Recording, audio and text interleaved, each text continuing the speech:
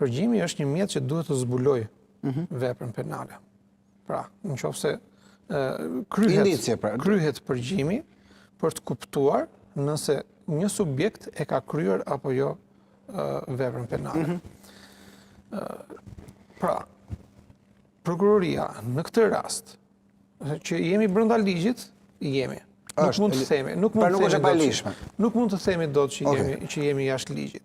Por, pra, që e ka mundësinë prokuroria që të realizojë përgjime ambientale, prokuroria e ka mundësinë. Paraqet kërkesën gjykatës për kryerjen e përgjimeve ambientale në ambientet i EVP-s dhe gjykata e ka pranuar një kërkesë të këtillë. Dhe është realizuar përgjimi ambiental i zotit Veliaj. A ndodh shpesh që ka përgjime të tilla? Po nuk e dim. Jo, edhe në dosje që keni kam pasur rastisur në çështje të tjera. Që përgjohen personat që janë në paraburgim, ndodh. Por kjo ndodh kryesisht, përgjimi ambiental ndodh kryesisht në momentet e para që janë arrestuar, që mund të jenë 2 ose më shumë subjekte, të cilët vendosen në të njëjtin ambient mes njëri tjetrit dhe komunikojnë se si të shmangin mënyrën se si do pyeten nga ana e oficerëve të policisë gjyqësore apo çfarë do të deklarojnë në ato momentet e para. Pra kjo është ajo që le themi përgjimi standard. Standardi që është vendosur. Në raste të këtilla nuk kemi patur, sepse bëhet fjala që ndodhemi në fazën mbasi është caktuar, është dhënë vendimi për caktimin e masës së sigurimit personal dhe nuk ka patur ndonjëherë përgjime të kësaj natyre, sepse nëse do të flasim që je përgjuar me familjarët, ekziston mundësia që të jesh përgjuar edhe me avokatin. Pra, prokuroria... Dhe kjo nuk është e lishme? Në mënyrë më absolute nuk është e lishme. Pra, me avokatin, jo. Pra, çfarë do të thotë? Do të thotë që gjatë përgjimeve ambientale, prokuroria nuk është se e ka fikur kasetën, le ta themi në këtë lloj forme, se nuk është më kaset, se janë mjete moderne tashmë, po nuk e ka fikur kasetën në momentin që zoti Veliaj është takuar me avokatin dhe e ka ndezur në momentin që zoti Veliaj ka komunikuar me familjarët e tij apo me subjektet të tjera. Pra, prezumohet që ka qenë gjatë gjithë kohës në përgjim.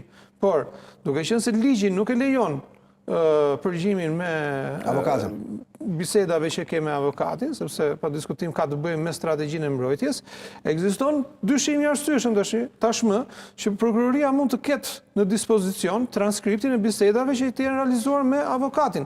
Këto nuk i çon gjykatë dhe nuk i përdor në cilësinë e provës, por i ka mbajtur vetë. Pra, në këtë moment, IEVP-ja prezumohet që është një institucion apo një banim, le të themi, i zotit Veliaj në kushtet e ndalimit. Pra, nuk jemi në kushtet që zoti Veliaj tashmë vijon që të kryej veprën penale për cilën është akuzuar. Dhe çfarë ndodh? Ndodh që prokuroria këto përgjime, pra përgjimet ambientale, i përdor në cilësinë e provës për të treguar që zoti Veliaj ka një karakter shumë të rrezikshëm si person sepse intimidon direkte tek dëshmitarët. Janë prova për masën e sigurisë, jo për dosin apo jo. Janë prova për mos ndryshuar. Po pra, tash këtu do dalë tek e dyta. Pra, prokuroria sjell prova të reja që thotë që kur zoti Veliaj përdor këtë lloj standardi, ka shi një prokurori, që konsiderohet dhe prokurori posaçëm, jo konsiderohet, është prokuror, por konsiderohet si prokuroria elit e Republikës së Shqipërisë, ku qëndron ndalimi që ai mund të ketë, që mund t'i përdori dhe ka shi dëshmitarëve. Pra, kjo është prova që ka paraqitur prokuroria në gjykatën e apelit. Por kjo në vlerësimin tim, nuk duhet që të realizohet nga ana e prokurorisë, sepse prokuroria ka shumë mekanizma të tjerë për të provuar faktin penal. Pra, mos dil, mendova që nuk e kishin të nevojshme për të realizuar një veprimtari të tillë timore. Pse bëhet? Po, për mua nuk e kishin të nevojshme. Pastaj, se si e ka vlerësuar prokuroria është në vlerësimin e tyre, sepse mund të kenë konstatuar rrethana të tjera të cilat unë mund të mos të njoh. Por me atë të paktën që kam dëgjuar dhe atë që është bërë publike në media, jap këtë mendim. E dyta, është krijuar kjo bindja që zoti Veliaj kërkon që të intimidoj prokurorinë apo të intimidoj subjekte të tjera të cilët ushtrojnë në ndjekjen penale dhe kryesisht me prokurorin Olsdado.